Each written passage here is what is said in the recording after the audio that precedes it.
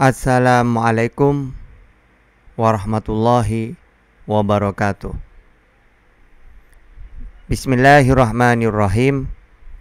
Tabarakalladzi nazzalal furqan ala abdihi liyakuna lil alamina nazira. Allahumma shalli wa sallim ala sayyidina wa maulana Muhammadin wa ala alihi wa sahbihi wa barik wa sallim. Rabbi syrah li sadari wa yassir li amri wahlul 'uqdatam min lisani yafqahu qawli amma ba'd. Alhamdulillah kita berjumpa lagi dengan Tahta Channel. Channel yang kontennya membahas tentang debat lintas agama, pengajian kitab, tafsir, hadis, fikih, tasawuf, dan yang lain-lainnya. Juga ada tausiah pendek dan dilanjutkan dengan tanya jawab seputar Islam. Dan yang terakhir adalah video reaction untuk menolak pemurtadan atau mencegah pemurtadan. Kali ini Tahta akan mereaction channelnya Fatimah Sa'diyah, yang mana dalam channel tersebut isi kontennya yang berjudul wanita di dalam Islam disamakan dengan anjing. Nah, mereka mengutip ayat-ayat Al-Quran dan hadis. Ya. Maka dari itu, mari kita simak. Nanti kami akan luruskan pengertian Quran atau hadis tersebut. Karena jelas apa yang mereka sampaikan karena kumpulannya orang-orang yang tidak tahu tentang Quran dan hadis. Pasti mereka mengartikan dengan tanpa ilmu, ngawur gitu. Maka dari itu nanti kita akan luruskan. Baiklah, mari kita simak dan dengarkan apa yang mereka sampaikan, ya. Apa yang mereka bahas dengan judul tersebut, ya. 223 ya. Oh, 223 ini ya. Dari Al-Baqarah 223 itu dia. Saya bacakan ya Pak Garnet ya. Istri-istrimu adalah ladang bagimu, maka datangilah ladangmu itu kapan saja dan dengan cara yang kamu sukai, dan utamakanlah dalam kurung yang baik untuk dirimu. Waduh. Bertakwalah kepada Allah dan ketahuilah bahwa kamu kelak akan menemuinya, dan sampaikanlah kabar gembira kepada orang yang beriman. Pak Garnet, sebelum Pak Garnet lanjutkan, saya mau bertanya dulu ya. Saya bertanya dulu. Ya. Di sini adalah ladang. Wanita dikatakan ya, ladang. Lakukan, datanglah dengan cara yang kamu sukai, bukan yang disukai berdua, begitu ya? Bukan. Nah, di sini ya, lagi, bukan. di sini lagi diperkuat, Utamakanlah untuk dirimu yang baik untuk dirimu. Iya. Bagaimana? Kenapa istrinya bagaimana? Gitu Pak Garnet. Silakan Pak. Nah, itu dia ya. Ya, jadi dari informasi ini kita dapat ya. Pertama, kalau kita baca, kita ambil poin, istri-istri itu ternyata adalah ladang ya, yang boleh didatangi dari mana saja, kapan saja, yang disukai oleh seorang suami. Dan yang harus utama itu adalah si suami yang mendatanginya itu. Untuk apa? Untuk dirinya sendiri. Iya. Nah, apakah di sini ada nampak? Apakah di sini nampak ada persamaan hak antara wanita dan laki-laki? Nah, di sini yang perlu kita apa? Yang perlu kita pertanyakan, ya. Boleh didatangi dari mana saja, kan? Rasanya tidak fair, Pak. Pak Garnet, rasanya tidak fair. Ya. Ya, itu perasaan pribadi saya inilah, Pak. Perasaan pribadi saya ini ya. Lanjut, Pak. Iya. Lalu yang jadi pertanyaan, mengapa Allah mengatakan wanita itu seperti ladang bercocok tanam? Itu yang menjadi pertanyaan ladang. Apakah serendah itukah wanita di hadapan Allah SWT? Karena ini sabda ya, ini wahyu Allah ya. Karena ini dari QS. Nah itu yang menjadi pertanyaan bagi kita ya. Nah, kemudian kalau kita lanjut misalnya, apa kata Muhammad tentang wanita? Dengan apa disamakan wanita itu? Setelah kita membaca ayat ini, Kes 2 ayat 223, apa kata Muhammad tentang wanita? Kita coba buka hadis Bukhari 489. Kita Oke, saudara-saudariku. Ya. Jadi dia mengutip ayat Al-Qur'an dalam Al-Baqarah 223. Nah, dia mengartikan bahwa kok dalam Al-Quran Allah menyamakan perempuan itu seperti ladang katanya. Dia tidak tahu maksudnya apa. Ya, sehingga disamakan seperti ladang. Nah, gitu ya. Nah, maksudnya ayat ini gini lah ya. Sebelum saya jelaskan, saya bacakan dulu ayatnya ya. Bismillahirrahmanirrahim. Nisa'ukum harsul lakum fa'tu harsakum anna syi'tum wa qaddimu li anfusikum wattaqullaha wa'lamu annakum mulaqu wa basyiril mu'minin. Istri-istrimu adalah ladang bagimu, maka datangilah ladangmu itu kapan saja dengan cara yang kamu sukai, dan utamakanlah yang baik untuk dirimu. Bertakwalah kepada Allah dan ketahuilah bahwa kamu kelak akan menemuinya, dan sampaikanlah kabar gembira kepada orang yang beriman. Al-Baqarah ayat 223. Maksudnya ayat itu gini loh ya, biar kita paham ya. Kalau kita punya ladang, maka kapan saja kita datang ke ladang itu boleh. Sehari 5 kali boleh, karena ladang kita. Bahkan kita bercocok tanam, mau ditanamin apapun, padi, jagung, kedelai, terserah. Karena milik kita. Nah, beda halnya kalau kita tidak punya ladang. Masa mau mendatangi ladangnya orang lain? Ya, untuk apa? Ya, terus mau dicocok tanam, mau ditanamin, ya gak boleh, marah orangnya, wong bukan milik kita. Nah, supaya kita bebas datang kapan saja, mau ditanami apa saja, kapan kita boleh? Ya harus dibeli, harus punya ladang. Kalau sudah menjadi ladang kita, maka kita boleh datang kapan saja, mau ditanami apa saja boleh. Nah, orang perempuan itu kalau sudah menikah, kalau kita nikahi, maka kita boleh berhubungan kapan saja, gitu loh. Mendatangi kapan saja boleh, bahkan berhubungan boleh, karena milik kita. Beda halnya kalau bukan istri kita, apalagi istrinya orang, ya tidak boleh, gitu loh. Sehingga misalnya kita mendatangi perempuan, lalu kita mau berhubungan, ya gak boleh, bukan milik kita, bukan istri kita. Pasti oleh orang akan apa ya? Akan dimarahi, ya, bahkan dihina. Kamu ini kok berhubungan, kok berduaan dengan wanita, kan gitu. Apalagi istrinya orang, tambah kacau itu, tambah parah.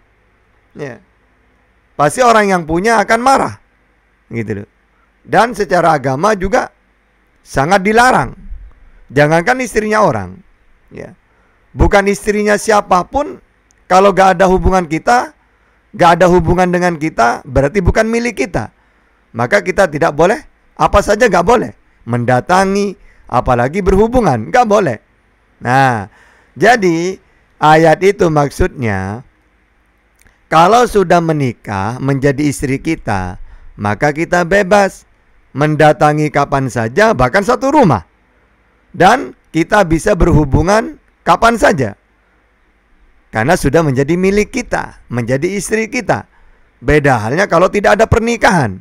Maka mendatangi tidak boleh, apalagi berhubungan. Gitu maksudnya ayat itu gitu ya. Bukan menyamahi wanita dengan ladang, tapi wanita itu ibaratkan ladang, istri kita itu ibaratkan ladang. Kita kalau sudah mempunyai ladang, maka boleh mendatangi kapan saja dan boleh ditanami apa saja. Ya, begitu juga kalau kita punya istri, maka kita boleh mendatangi kapan saja, bahkan satu rumah. Dan berhubungan berapa kali pun, kapan saja juga boleh. Karena menjadi milik kita. Gitu maksudnya ayat itu ya. Bukan melecehkan wanita di situ. Tapi kapan kita berhubungan boleh, kapan kita mendatangi boleh. Nah, syaratnya harus menikah sama dengan kita. Kapan kita itu bercocok tanam ya dengan ladang, maka syaratnya harus mempunyai ladang dulu. Kalau nggak punya harus beli, gitu loh. Nah, kapan kita mendatangi wanita boleh, bahkan berhubungan boleh, syaratnya harus menikah dulu, gitu maksudnya ayat itu ya. Jadi apa? Orang ini tidak tahu apa-apa Pak Garnet ini ya. Udah tua, suaranya udah tua, tidak tahu apa-apa menjelaskan tentang Al-Quran. Ya akhirnya dibuat judul yang aneh, gitu loh. Karena tidak tahu maksudnya, gitu ya. Mari kita lanjut fitnah yang kedua. Kita lihat di kola ya Pak. Kola. Bukan lagi. Iya. 489. 489 ya.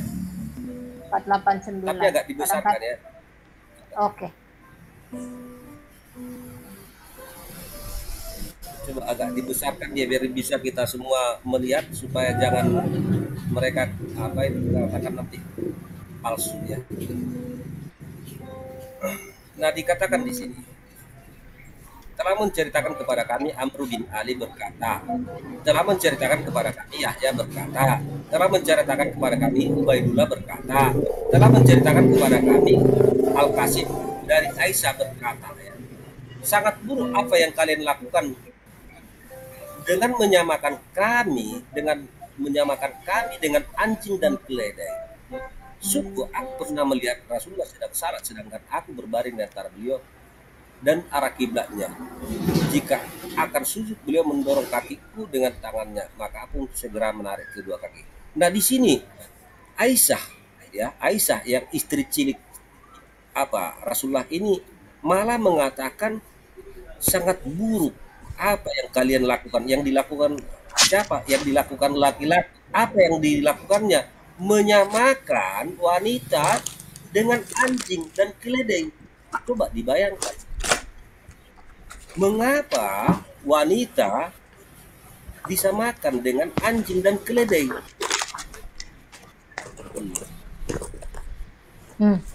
Lalu Dahsyat banget ya. ini Aisyah sendiri yang berkata di sini, kita tidak mengada-ada. Serendah itukah wanita di hadapan Allah? Itu yang menjadi pertanyaan. Apakah Allah tidak pernah tahu tentang wanita? Hingga harus disama-samakan dengan apa? Keledai dan anjing. Itu yang menjadi pertanyaan. Lalu ketika wanita disamakan dengan anjing dan keledai, apakah itu ada persamaan lagi dengan laki-laki? Lalu kita coba baca lagi Bukhari 484 ya. 484. Coba dibuka dulu. 484 ya. Apa katanya?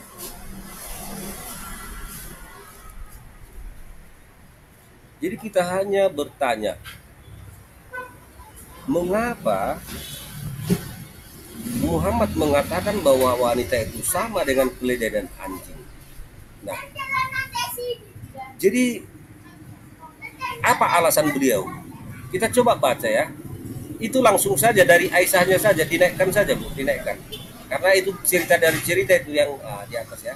Dari Aisyah bahwa telah disebutkan kepadanya tentang sesuatu yang dapat membutuhkan salat, anjing, keledai dan wanita. Nah ini dasarnya. Jadi yang memutuskan salat itu adalah anjing, keledai dan wanita. Mengapa harus dengan anjing dan keledai dan wanita? Apakah tidak lebih bagus misalnya sholat yang memutuskan sholat itu misalnya adalah kotoran anjing, kotoran apa sesuatu. Tapi ini disamakan, ini wanita dan keledai dan anjing. Kenapa tidak kuda? Tidak disamakan dengan anjing, keledai, kuda misalnya, atau ular. Ini mengapa harus dengan wanita? Itu yang menjadi pertanyaan. Maka ia pun berkata, kalian telah menyamakan kami dengan anjing dan keledai. Nah ini ya, disamakan ini. Aisyah ini bijak ini, sehingga dia mengatakan, kalian telah menyamakan kami dengan keledai dan anjing. Demi Allah, aku pernah melihat Nabi salat sedangkan aku berbaring di atas tikar antara beliau dan arah kiblatnya. Sehingga ketika aku ada suatu keperluan dan aku tidak ingin duduk hingga menyebabkan Nabi terganggu, coba lagi dinaikkan lagi Bu. Dinaikkan lagi terganggu, maka aku pun pergi diam-diam dari dekat kaki beliau. Nah itu katanya. Jadi di sini jelas dari dua hadis ini mengatakan bahwa wanita itu sama dengan anjing dan keledai. Nah yang menjadi pertanyaan, apakah serendah itukah wanita di hadapan Muhammad sama dengan keledai dan anjing? Nah, kita tidak tahu ya. Tapi inilah ajaran yang, inilah sabda beliau atau inilah sunnah beliau. Dan itu ada apanya? Hadis terkaitnya ya. Hadis terkaitnya ada. Lalu ketika beliau itu tadi mengatakan yang memutuskan salat adalah keledai dan anjing, ternyata dari hadis ini mengatakan bahwa beliau itu malah sholat sedangkan Aisyah ada di depannya, maka Aisyah bergeser pelan-pelan. Nah itu dia. Jadi apakah beliau itu lupa dengan ayat yang diberikannya atau sabda beliau ini atau sunnah beliau ini? Malah beliau sholat sementara si Aisyah itu ada di depannya. Nah, lalu aturan apa lagi yang diberlakukan kepada wanita? Aturan apa lagi? Seperti kita lihat tadi dalam gambar tadi memakai hijab. Kita coba baca Qiyas 33 ayat 59.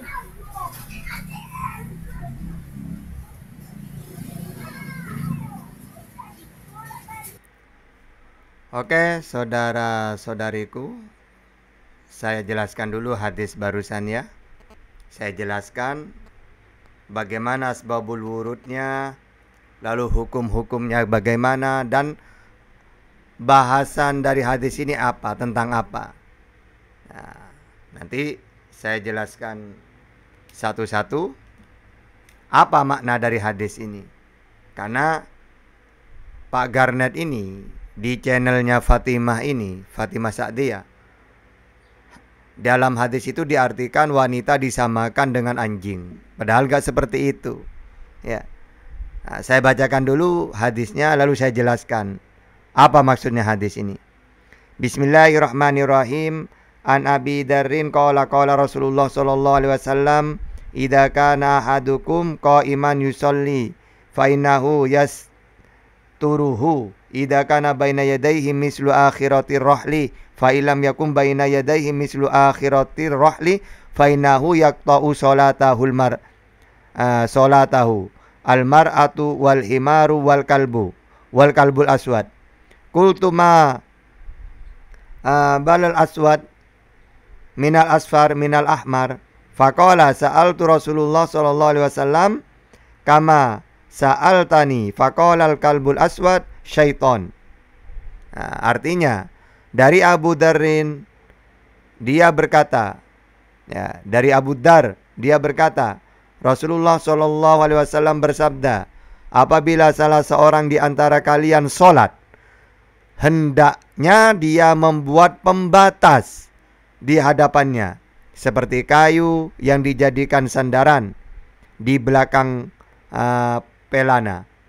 Karena kalau tidak ada pembatasnya, sholatnya akan terputus apabila lewat di hadapannya seorang perempuan.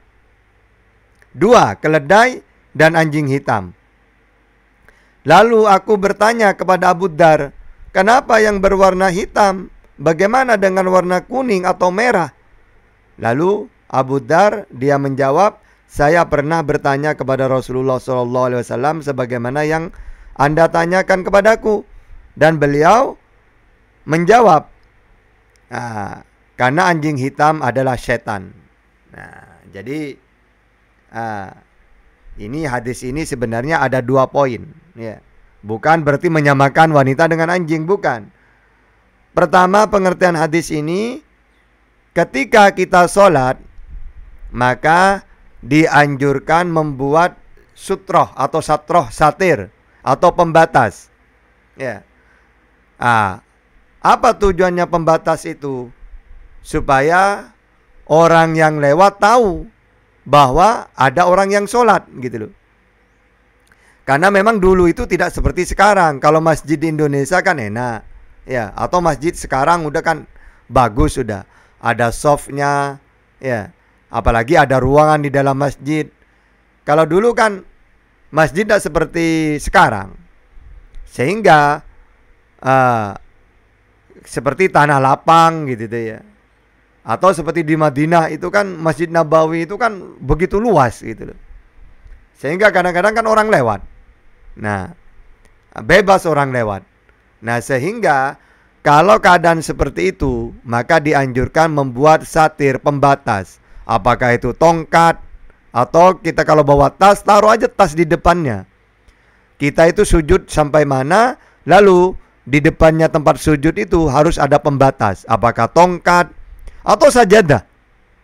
Dengan adanya sajadah itu satroh, itu sutroh udah pembatas, sehingga orang yang lewat tahu, oh tahta ini lagi sholat. Atau ketika saya berjalan, lalu ada orang kok ada tongkat di depannya, ada pembatas atau sajadah lah, pakai sajadah, maka saya lewat akan tahu di situ ada orang sholat. Berarti saya tidak boleh lewat di depannya, gitu loh. Nah, itu hadis yang pertama pengertiannya seperti itu, yaitu anjuran membuat batas ketika kita sholat, supaya orang tahu orang yang lewat, gitu loh. Yang kedua, makna maka terputuslah sholatnya, itu bukan bermakna batal. Ulama jumhur mengartikan itu bukan batalnya sholat, sehingga andaikan ada orang lewat seperti itu, wanita ya, maka itu bukan batal, tapi mengurangi pahalanya sholat, gitu loh. Nah, hadis ini banyak sebenarnya, ya, tentang wanita, keledai, anjing. Kalau depan ada lewat di depan kita, itu menjadi terputus. Nah, itu hadisnya banyak. Ada di Bukhari 2, di Muslim ada 4, bahkan di Musnad Ahmad juga ada hadis-hadis seperti itu. Tapi satu aja yang kita bahas, ya, karena memang intinya sama. Ya, kalau ada kita sholat dan tidak membuat satir atau pembatas, maka kalau ada wanita yang lewat, karena di hadis yang lain kalau wanita dengan keledai ini tidak membatalkan, tapi mengurangi pahalanya sholat. Nah, pertama, kenapa ulama mengatakan itu bukan batal tapi mengurangi pahalanya sholat? Karena memang di dalam hadis Siti Aisyah mengatakan itu bukan menyamakan dengan anjing wanita itu. Karena saya sendiri waktu Rasulullah sholat, saya ada di hadapannya, di depannya, tapi tidak membatalkan. Buktinya Rasulullah terus sholat. Ya, Sehingga hadis itu kalau ada wanita di depan kita, maka itu tidak pengertiannya bukan membatalkan sholat, tapi mengurangi pahalanya sholat. Karena memang Siti Aisyah pernah ada di depannya Rasulullah lagi sholat gitu loh. Yang kedua, kenapa kok di hadis itu kok dicontohkan wanita, kok bukan laki-laki gitu loh. Nah, karena memang ini menceritakan kalau orang laki-laki sholat, maka kalau ada perempuan yang lewat di depannya dan dia tidak membawa satir, pembatas, tidak memakai pembatas, maka mengurangi kehusyuan gitu loh. Nah, sehingga di situ dicontohkan wanita. Makanya di dalam Islam dimanapun, baik di Indonesia, kalau orang sholat itu dipisah antara perempuan dengan laki-laki, karena memang perempuan itu bukan mahram. Ya, kalau ada orang sholat, ya di sampingnya banyak ada perempuan, itu takutnya tidak khusyuk gitu loh. Sehingga dicontohkan di situ. Kenapa kok wanita? Iya, karena wanita bisa mengganggu kehusyuan, takut mengganggu kehusyuan sholat gitu loh. Sehingga yang dicontohkan di situ wanita. Jadi jangan dimaknai wanita disamakan dengan anjing, bukan. Ini membahas tentang yang mengganggu kehusyuan gitu loh. Makanya kata ulama, dengan hadis ini bukan cuma wanita, tapi secara umum, apapun yang mengganggu atau mengurangi kehusyuan sholat, maka tidak diperbolehkan. Contohnya, kita sholat di sampingnya HP. Maka kalau kita bawa HP, mendingan dimatikan, biar tidak mengganggu. Karena kalau kita tidak mematikan HP, lalu HP itu berbunyi, maka ini sama dengan wanita itu. Kalau kita sholat, lalu ada wanita jalan di depan kita, maka memutus sholat, maksudnya mengurangi pahala. Nah, kalau kita pakai HP mengganggu, ya, itu sama maknanya dengan hadis itu. Sehingga kata ulama, di hadis itu bukan hanya wanita, tapi apapun yang mengganggu atau mengurangi kehusyuan sholat, maka itu dapat mengurangi pahalanya sholat. Bukan membatalkan sholat gitu ya, tapi mengurangi pahalanya. Gitu maksudnya hadis itu ya. Tapi Pak Garnet ini ya, selalu dia kolaborasi dengan Fatimah, selalu membahas Quran hadis, padahal dia gak tahu apa-apa, udah tua lagi ya. Fatimah juga gitu, walaupun dia murtadin, tapi kan gak tahu apa-apa tentang Bible aja, gak mungkin paham dia ya, apalagi Al-Quran dan hadis gitu ya. Oke, kita lanjutkan lagi satu kali ya. Fitnah yang ketiga, barusan yang kedua ya. Mari kita simak lagi.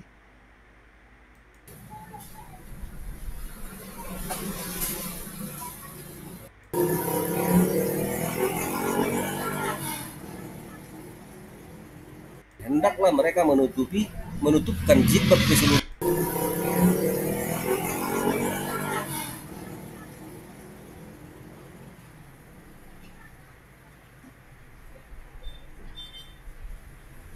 Nah, dikatakan itu, wahai Nabi, ini sabda Allah ya, berkata kepada Nabi, wahai Nabi, katakanlah kepada istri-istrimu, anak-anak perempuanmu, dan istri-istri orang mukmin, hendaklah mereka menutupkan jilbab ke seluruh tubuh mereka. Yang demikian itu agar mereka lebih mudah dikenali. Nah, saya kira kalau ini alasan ini untuk mudah dikenali, malah makin kita tidak kenali ya. Kalau sebenarnya kalau hanya mata saja misalnya yang nampak itu maka makin sulit untuk dikenal ya, sehingga mereka tidak diganggu. Lalu siapa yang mengganggu? Apakah setelah memakai hijab itu atau jilbab itu tidak diganggu? Nah itu ya, dan Allah Maha Pengampun, Maha Penyayang katanya. Nah di sini dari informasi yang diberikan oleh QS ini, wanita itu malah dibungkus ya, dibungkus. Kita sudah lihat sendiri memakai jilbab itu, lalu apakah mereka tidak kepanasan di dalamnya? Saya kira apalagi memakai yang warna hitam itu menyerap apa ya, menyerap panas itu.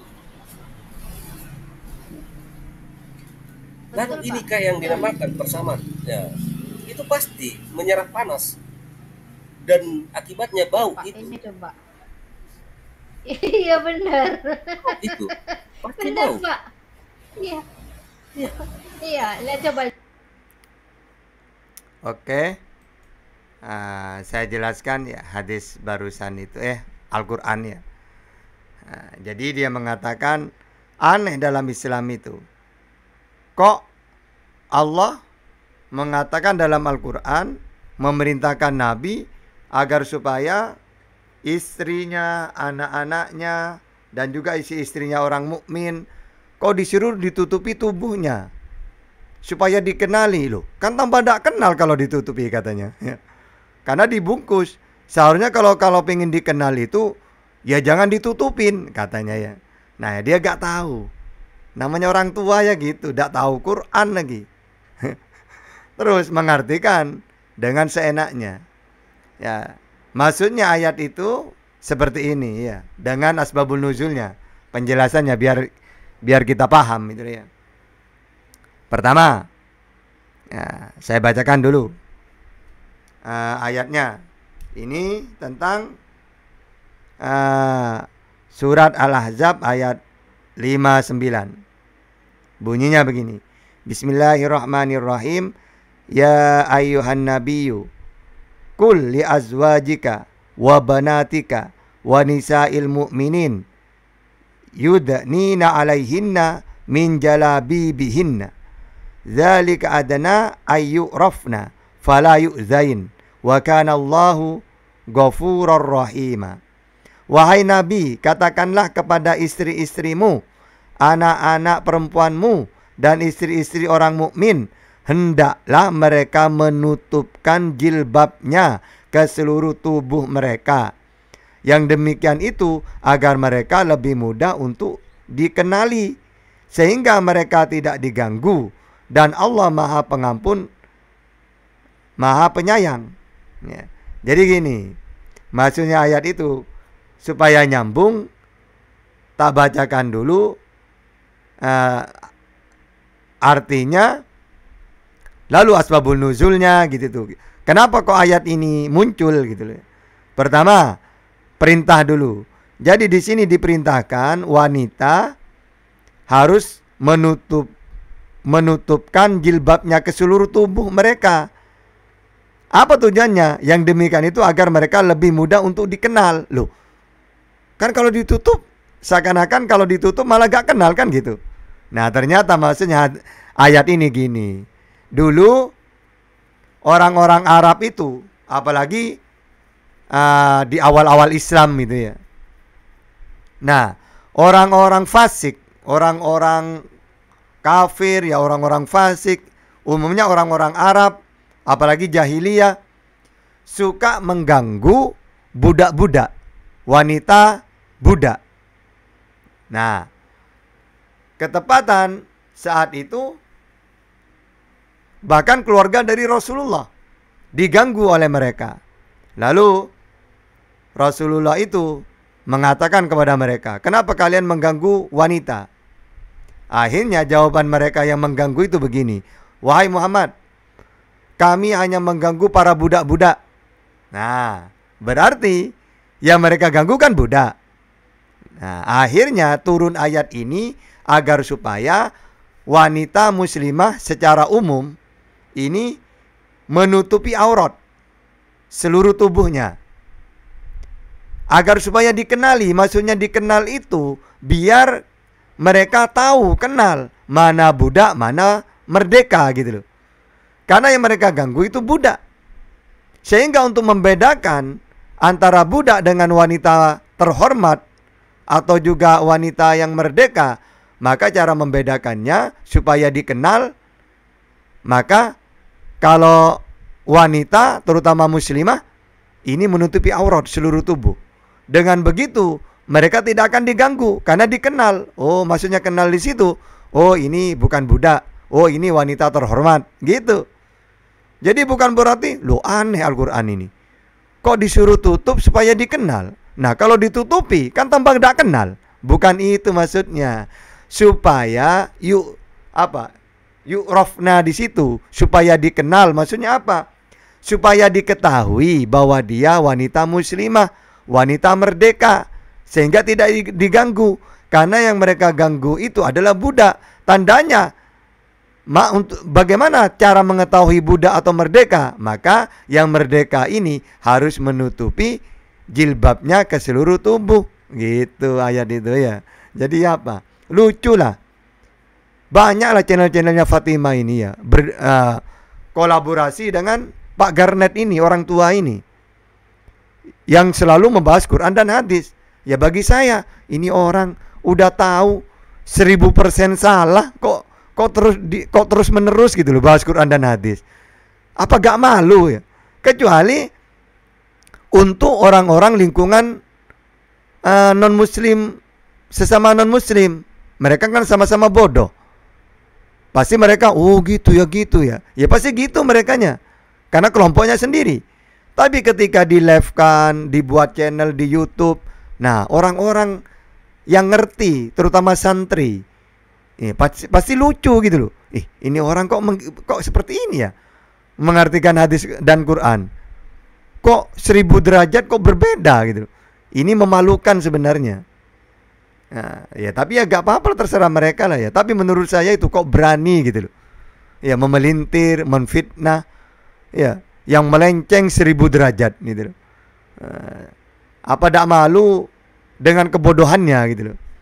Nah, orang-orang kayak gini, kayak Fatimah, Pak Garnet, saya yakin 100% untuk bahas Bible pun tidak mungkin berani debat dia. Apalagi Fatimah, ya Fatimah Sa'diyah, kan dia murtad.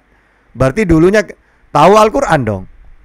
Nah, terus sekarang berarti tahu Bible dong. Coba kita tantang. Bagaimana ya? Nah, temanya Yesus atau Isa menurut Al-Quran dan Bible. Saya yakin 1000% Fatimah takut, tidak mungkin berani. Ya. Kenapa kok Al-Quran dan Bible? Karena dia kan mantan muslim. Sedikit banyak tahu tentang Al-Quran. Maka temanya Yesus atau Isa menurut Al-Quran dan Bible. Loh, pasti Fatimah nanti ngomong, ya saya sudah lupa kepada Al-Quran, saya sekarang kitab saya Bible. Oke. Yesus menurut Bible. 1000% saya yakin Fatimah tidak akan berani. Ya, karena dia buta Bible. Nah, kalau kita umat Islam kan apa? Setengah hafal kan ya. Gitu loh. Dan paham lagi. Nah, seperti itu ya. Oke, saudara-saudariku semuanya, mudah-mudahan video reaction kali ini menjadi ilmu yang manfaat, barokah, dan menambah keimanan kita terhadap Islam ya. Kalau ada kata-kata dari kami yang disengaja atau tidak, kami minta maaf. Akhirul kalam ya. Assalamualaikum warahmatullahi wabarakatuh.